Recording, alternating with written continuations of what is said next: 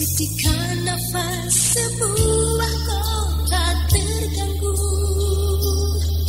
ketika sepinya sebuah desa tersenyum, ketika mata memandang saling beradu, muncullah hati, muncullah watak, muncullah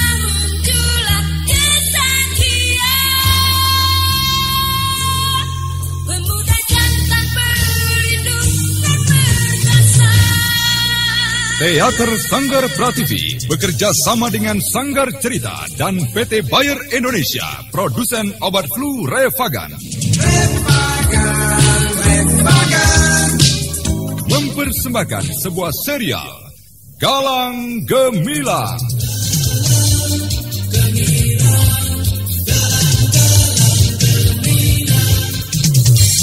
Galang Gemilang, sebuah serial yang didukung artis-artis terkenal Ferry Fadli, Ivone Rose, Chris Urspon, Neni Haryoko, Ana Sambayon, Bambang Jeger, Asti Suhastra, Wenda S. Lubis, Edi Dosa, dan lain sebagainya.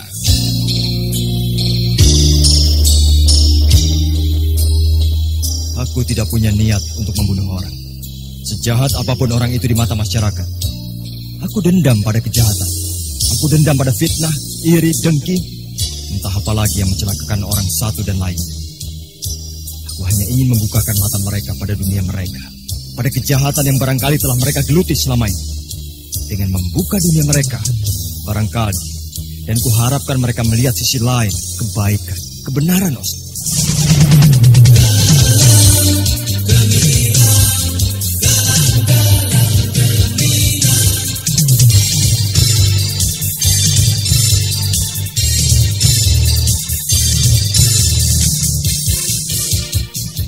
Dalam episode 13 menampilkan Belantara Berhala dengan judul Dendam Seorang Preman.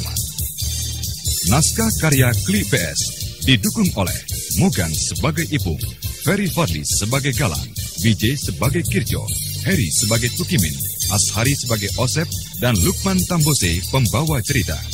Teknik dan montase Joko SP, hiasan musik dan sutradara Bambang. Selamat menikmati.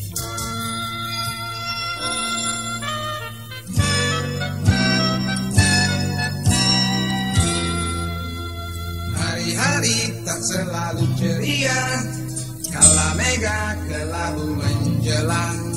Ku dapat menyerang setiap saat, derita selalu menyertainya.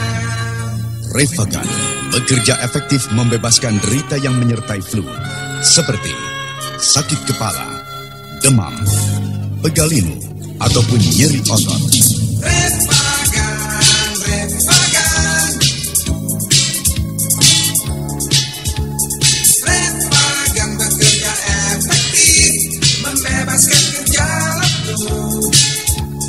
Revagan membebaskan derita yang menyertai flu. Revagan dari Bayer. Bayer, jaminan mutu.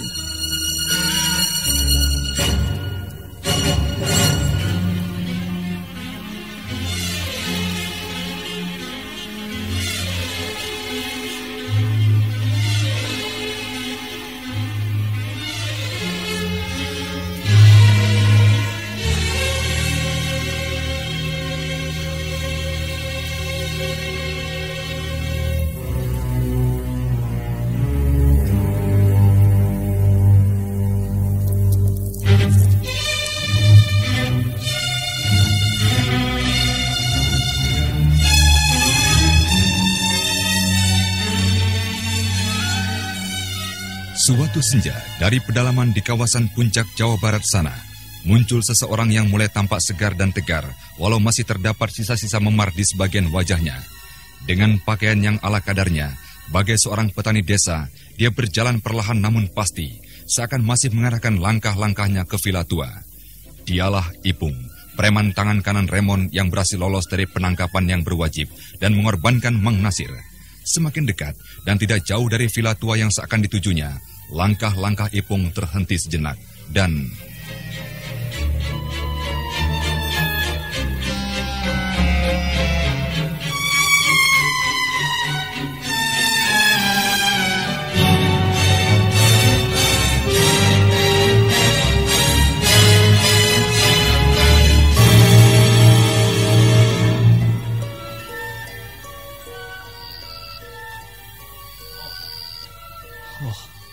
Villa tua itu. Lampu-lampu di luarnya sudah menyala. Oh, tapi pintu dan semua jendelanya tertutup rapat. Oh, ada satu yang dipalang pakai kayu.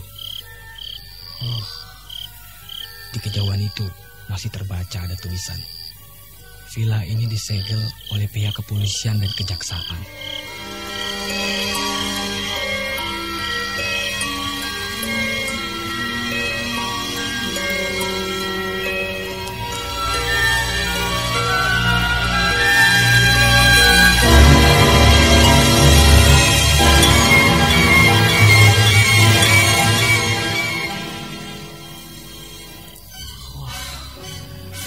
Aku harus berhati-hati.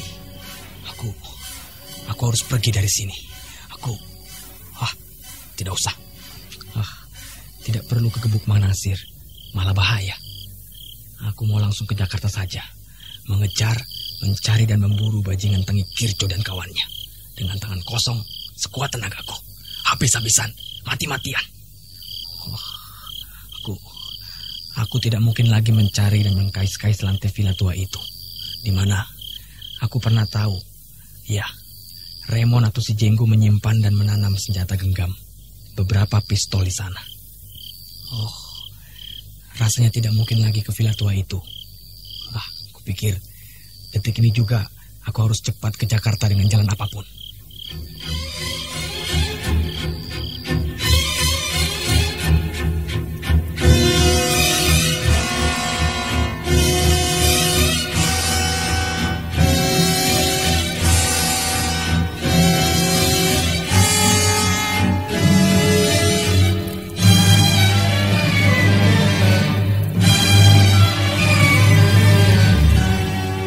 Maka pergilah Ipung dengan bergegas, didorong oleh niat dan tekadnya membalaskan dendam kesumatnya pada Kirjo dan pada Galang Jua. Pergi ke arah Jakarta. Dengan hati yang tidak begitu tenang, dan dengan sikap yang senantiasa berhati-hati dan waspada penuh, Ipung selalu bermata nanar. Ipung selalu melihat ke sana kemari, di keseluruhan, dan di seputar, serta di sekitar dimanapun dia berada. Bagai seorang yang tak punya, yang hendak bepergian melihat-lihat Jakarta, begitulah Ipung bersikap, bertingkah, dan membawakan dirinya. Ada tatap mata aneh tertuju kepadanya. Tidak sedikit tatap mata curiga yang dirasanya, dan membuat dirinya tidak sebegitu nyaman berada di jalan, dan di stan plat bis, dan kemudian di dalam kendaraan umum. Ketika kendaraan umum yang ditumpanginya melaju dengan kecepatan tinggi ke arah Jakarta, melalui jalan tol Jagorawi, apa yang terjadi? Oh, astaga.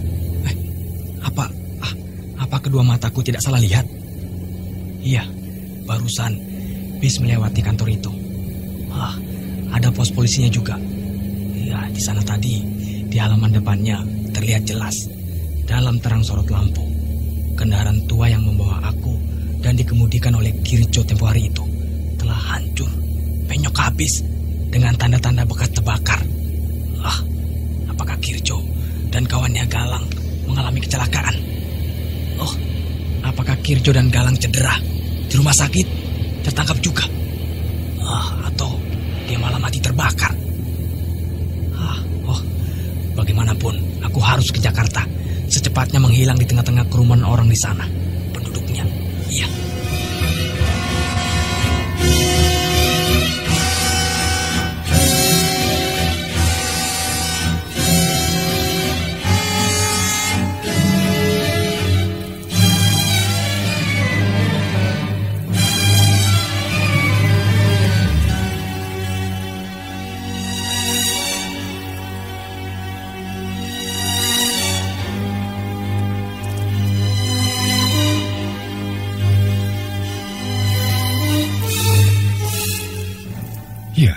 Ternyata kendaraan tua yang tadinya digunakan oleh Kirjo dan Galang menuju ke puncak dengan membawa pemandu sekaligus Sandra.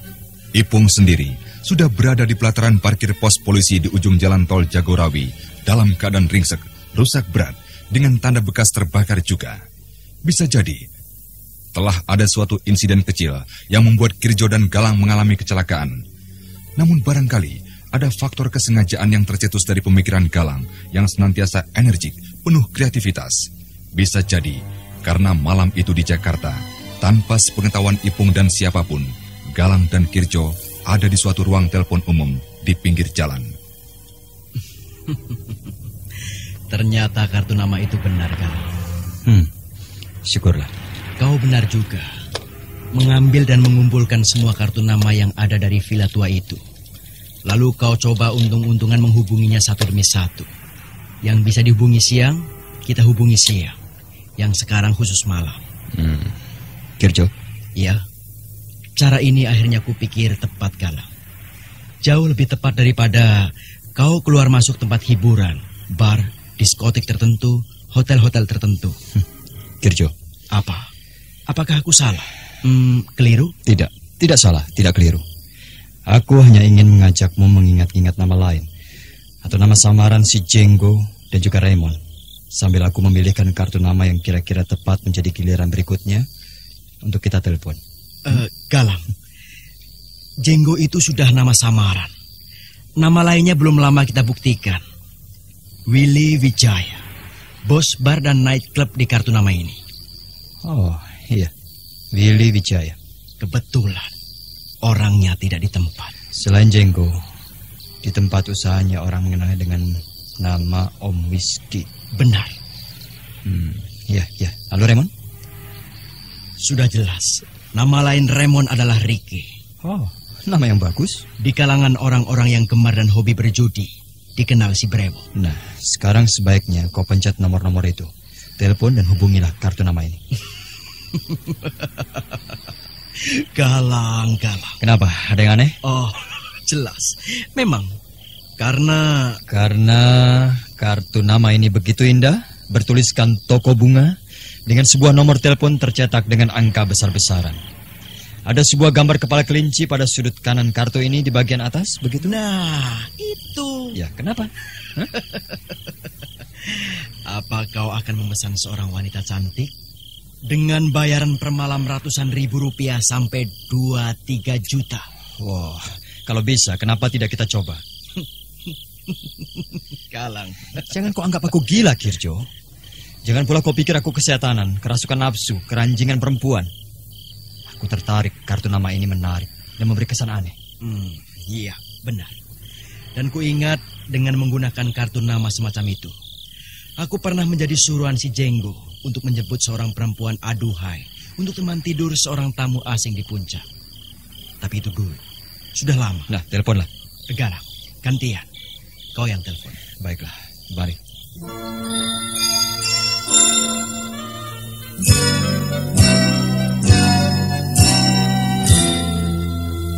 Hari-hari tak selalu ceria, kala mega ke lagu menjelang. Kamu dapat menyerang setiap saat, derita selalu menyertainya. Refagan bekerja efektif membebaskan derita yang menyertai flu, seperti sakit kepala, demam, pegalinu, ataupun nyeri otot.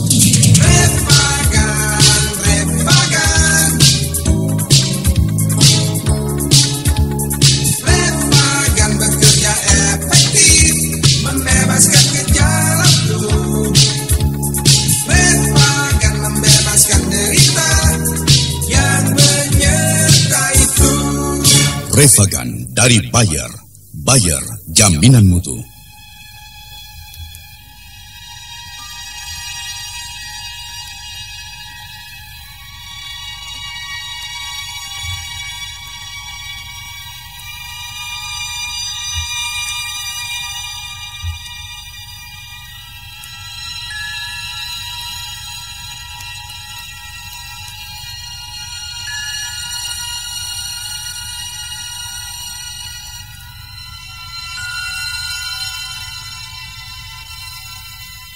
Galang benar-benar mendapat giliran menekan nomor-nomor telepon di ruang telepon umum pinggir jalan itu.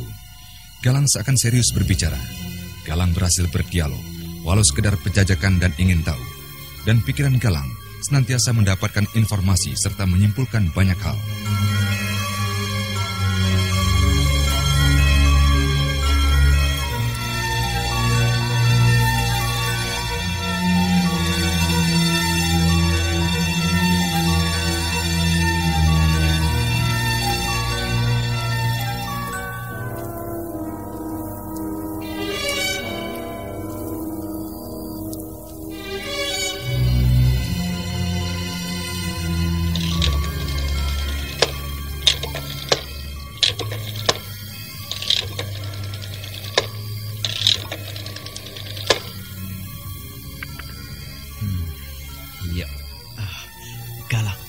Iya, kenapa?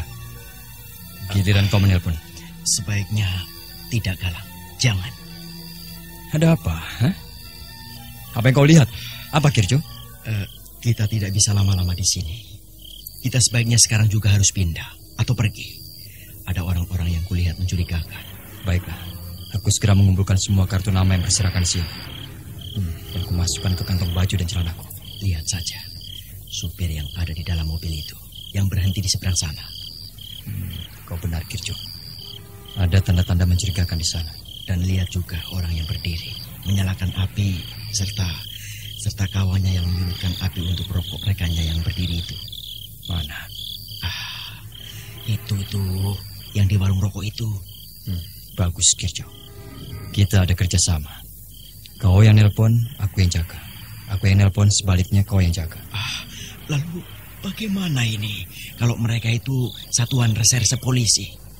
Kalau mereka itu kaki tangan si Jenggo? Baik, Kirjo. Kau keluar dulu. Jalanlah menyusuri trotoar itu. Lalu belok ke kiri, masuk gang. Aku akan keluar dan berjalan menyusuri trotoar berlawanan dengan kamu.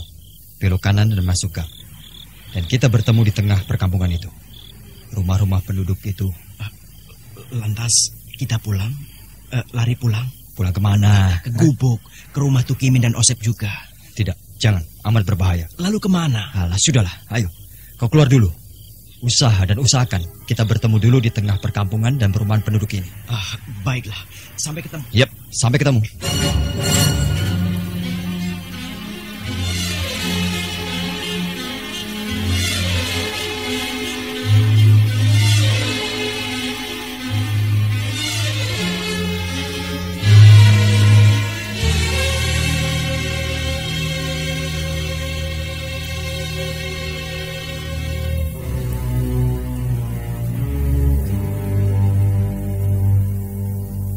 Malam itu semakin menjadi tegang, penuh was-was, cemas dan mengkhawatirkan bagi Kirjo dan Galang.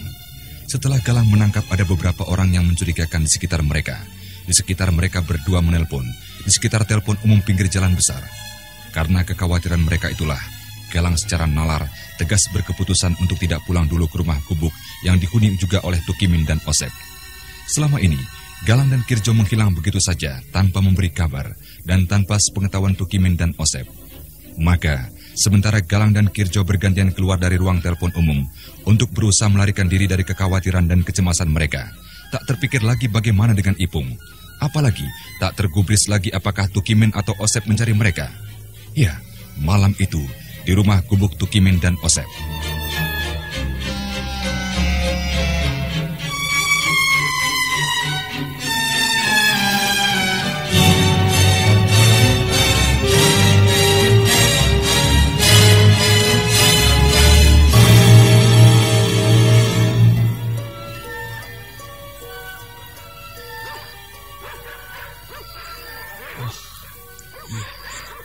Benar ini.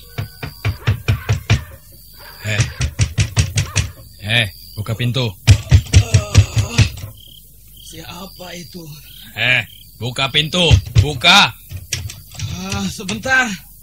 Sebentar dong, sebentar. Ini pasti Kirjo. Penyakit. Kumat. Kalau pergi dan pulang kemalaman, begini ini.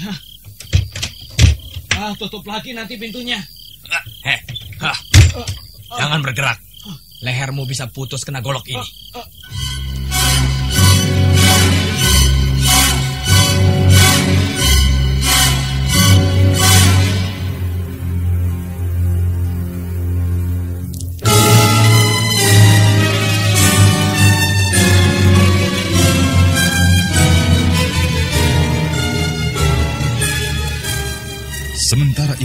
Tangan kanan preman Remon itu berhasil menemukan rumah gubuk Tukimin, Osep, Kirjo, dan terakhir Galang. Oh, bagaimana dengan Galang dan Kirjo sendiri? Galang, apakah dengan begini kita sudah aman? Tidak ada satu orang pun yang membuntuti kita. Orang-orang yang kamu cemaskan tadi tampaknya sekarang kehilangan jejak kita. Tapi lewat di perumahan ini, kita harus hati-hati. Jangan sampai kita konyol disangka maling. Kita akan kemana lagi? Jalan terus keluar dari perumahan ini, lalu kita cari jalan setapak, jalan tikus. Pokoknya menghilangkan jejak dari siapapun. Tetap tidak pulang? Harus tidak pulang sampai naluriku berkata sekarang aman. Iya, baiklah.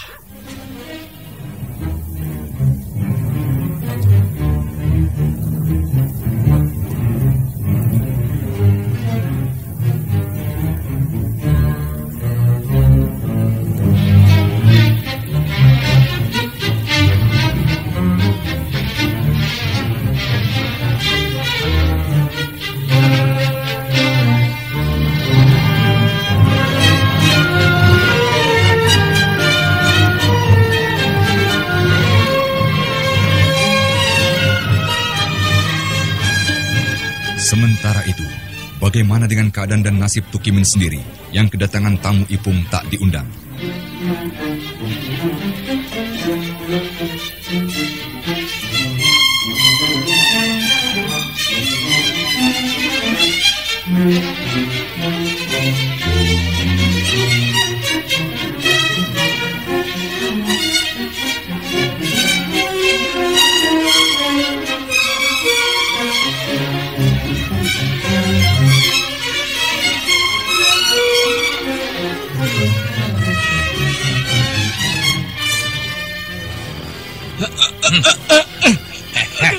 Ku bilang jangan bergerak, apalagi berteriak.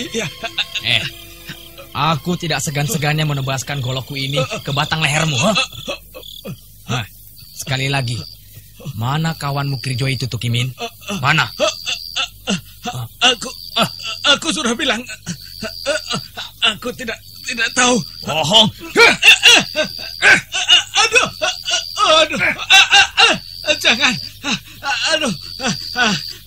Jangan, jangan pukul, jangan pukul aku lagi.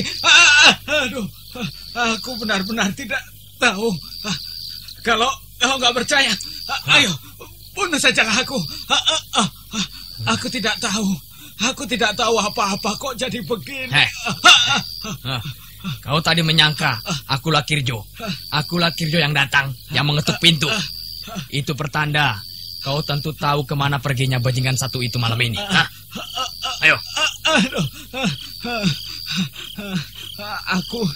Aku sungguh tidak tahu. Sudah lama dia pergi. Iya, sudah lama dia tidak pulang.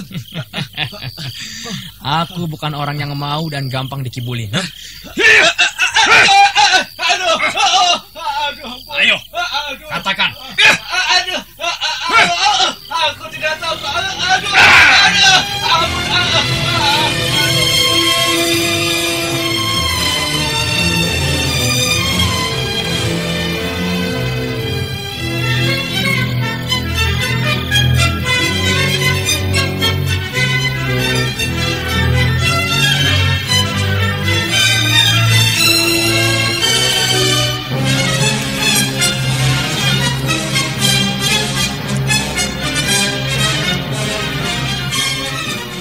Ipung benar-benar kesetanan. Dendamnya pada Kirjo dan juga pada Galang tak dapat terpendam, tak bisa dibendung. Meluap habis-habisan dengan sasaran Tukimin, kawan baik Kirjo dan Osep yang tidak tahu menahu apapun mengenai Kirjo dan Galang sekarang ini. Sampai Tukimin lemas dan terkulai, Ipung baru berhenti menghajar dan cepat-cepat keluar lewat jendela ketika mendengar pintu depan terbuka dan ada orang memanggil nama.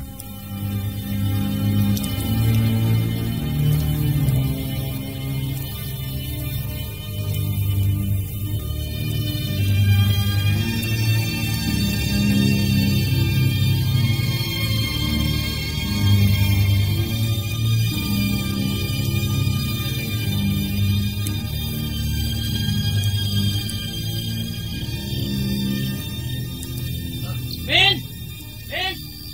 Belum tidur kamu? Tukimin! Kok pintu depan tidak terkunci? Belum tidur nih. Loh, Min, Tuki Min, kamu terkulai di lantai, Min. Memar, berlumuran darah. Tolong, ada garam, tolong.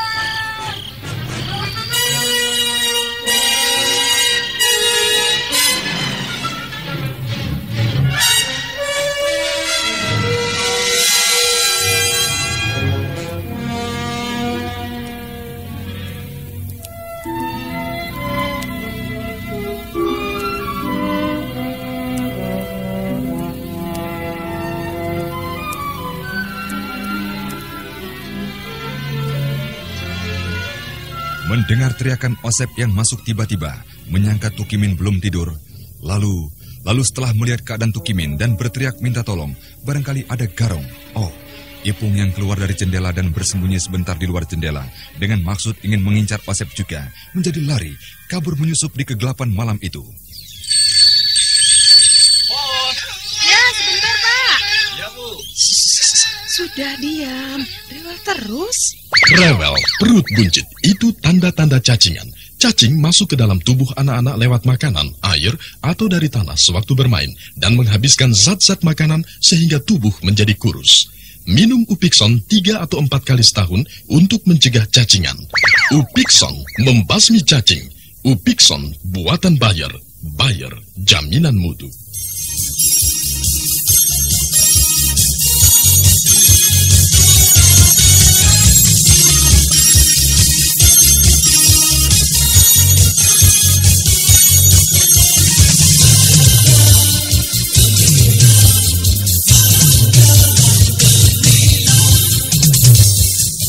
Saudara, apa yang terjadi selanjutnya?